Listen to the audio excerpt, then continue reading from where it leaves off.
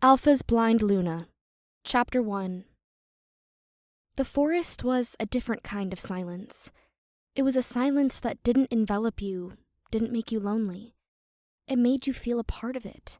It beckoned you to become part of it. The wind through the trees and grass, the birds making their calls, the bugs alerting each other of their presence. It was a place where you could just breathe in the fresh air. As a werewolf, the forest meant so much to us. It was a freedom and peace that we reveled in. Being in the trees, being with nature was just a natural state of being. Auri!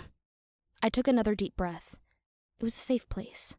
A place where there wasn't anyone bothering you. Where you could just be safe and it's Auri! I sighed. Yes, Maddie, I'm here. I didn't know how long I'd been missing from the house, but apparently it was long enough for my half-sister to come home from school and try looking for me. Mom's already home and she is pissed. You didn't set anything out for dinner tonight.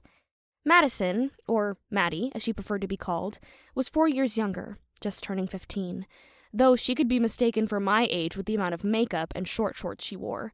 She was the girly princess that you would expect the most popular girl in school would be. Her energy and bouncing positivity could be nauseating at times, but even with our parents, she turned out okay. Spoiled, but nothing that would make you worry for her mate in the future. I turned 19 a few months ago, and I was proof of the love my father had for my mother. They were not fated mates, but chosen. That was until Melissa came into the picture. Melissa was my father's fated mate, and it ended up being awkward for a few years. That was until my mother died in a hunter attack when I was 4. We, my mother and I, had been captured and tortured by the hunters. My pack found me days later, wandering in the forest. I was left scarred, permanently. My mother's body was found days later. Almost immediately, a pregnant Melissa and Tyler, my 2-year-old half-brother, moved into our home. That's when it started. I, being the remainder of my dad's indiscretion, as Melissa called it, was shown just how unwanted I really was in the family. They never failed to remind me of how I was broken and undesirable and that I would never amount to anything. That even if I had a mate out there, they would reject someone broken like me, whether that be a verbal reminder or physical reminder. I left the casserole in the oven to just be turned on, and the salad is in the fridge. There's also ice cream sandwiches in the freezer in case anyone wanted them. I kept my voice down, not to let it carry too far in the forest. Oh, well, she's pissed. Might want to explain before she tells Dad. I could hear the sad smile in her voice. I nodded and got up off the tree roots I'd been sitting in between. Maddie's footsteps were hard against the ground, and I heard her almost trip a couple times. One of the times, I reached out to grab her. How do you do it? She huffed at me and I chuckled. One of the worst scars that I had been left with were my eyes. From the pack doctors, they said the hunters had injected a wolfsbane liquid or poison or something directly into my eyes. It had blinded me.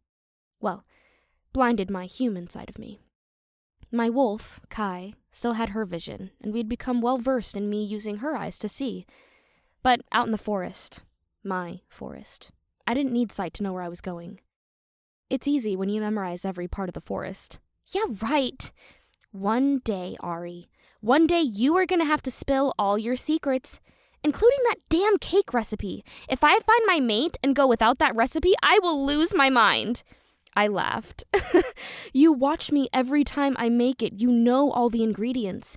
Yeah, but you never measure anything, and you just throw shit in when you like it. She laughed as well, opening the back door to the house. Our house was a modest 2-story house, as we were reminded of its modesty every time Melissa got a new pair of shoes or a new purse. It was too modest for her taste. My father worked at the Alpha's business as an accountant, but he didn't make enough to keep Melissa happy.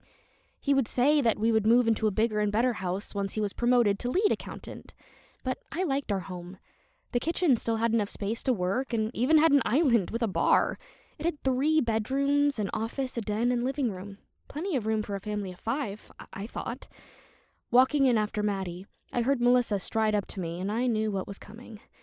A slap reverberated outside as I hadn't even closed the door yet. It took me a second to collect my rattled brain when I realized she was talking to me. Bitch! Nothing but a useless layabout, and you don't even do anything! Mommy, Auri made dinner! To her credit, Maddie would sometimes try to help, but she would never go or speak against them. Ty was a little more vocal, feeling that I was somehow his responsibility, but my father was the next beta to the current Alpha, and Ty was in line to be the beta as well, so there was only so much he could do. It's in the oven. I just need to turn it on. Then the salad is in the fridge in the red container. I managed to cough out after the stinging subsided a little. You were told multiple times never to leave this house. Madison had to go get you. How often do you go out? What if someone saw you? I sighed. I will get started on dinner. You better. Your father will hear about this. I walked into the kitchen and started to prep the salad, turning on the oven at the same time. Maddie was still trying to make a case for me, but Melissa was quick to shut her down. Melissa moved to somewhere else in the house, and Maddie came into the kitchen, sitting on one of the island stools. Sorry, Auri. I tried. I smiled.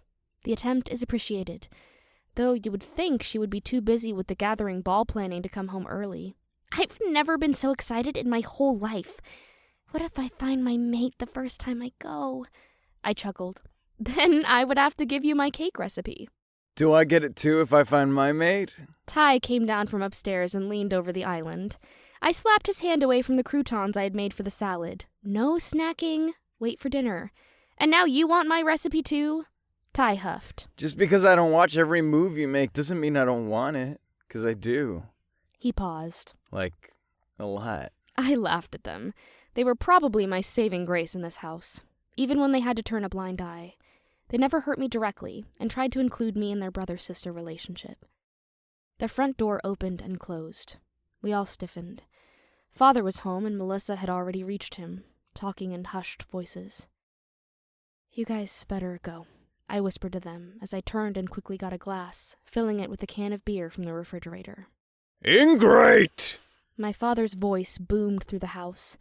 He strode into the kitchen, where I passed him the glass already. You could smell the alcohol on his breath and the slight slur in his speech. Ever since he got passed up for the promotion last month, every day he started to smell more like alcohol than wolf.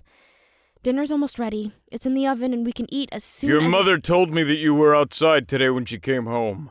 That Maddie had to find you. I swallowed. Yes, Father. I was sitting in the trees just outside the house. He took hold of my arm and dragged me through the house. Throwing me into the floor in the den, he growled. How many times do I have to tell you that you are not allowed outside? I just needed— Did you shift? No, Father, I would never— Did you shift? He yelled and kicked me in the stomach as I laid on the ground. I coughed out. Never! Why didn't they rid me of you? Why do you always cause me problems? He yelled as he kicked me again. I whimpered, curling up into a ball. Times like this, Kai, my wolf, would try to help calm me down. She never asked to be let out at home, not after our first shift. She feared for my safety while I was in this house. Sometimes she would urge me to fight back, to show them who I truly was. But it would only be worse for me in the end. I wanted to see Ty and Maddie free first. I waited for more hits, but none came. The timer on the oven was beeping. Maddie, get that, will you? And put it on the table. He picked me up by my shirt, nearly choking and ripping it off of me. You will go to your room. No food, no water, nothing. And I'll see how long it'll last this time. He basically threw me into my walk-in linen closet that was converted into my bedroom. I landed on my bed as my head hit the wall and let out a small cry. My father shut the door and locked it. Clutching my head, I had gotten off easy this time. Probably because tomorrow was the ball, but I wasn't going to look a gift horse in the mouth. I just waited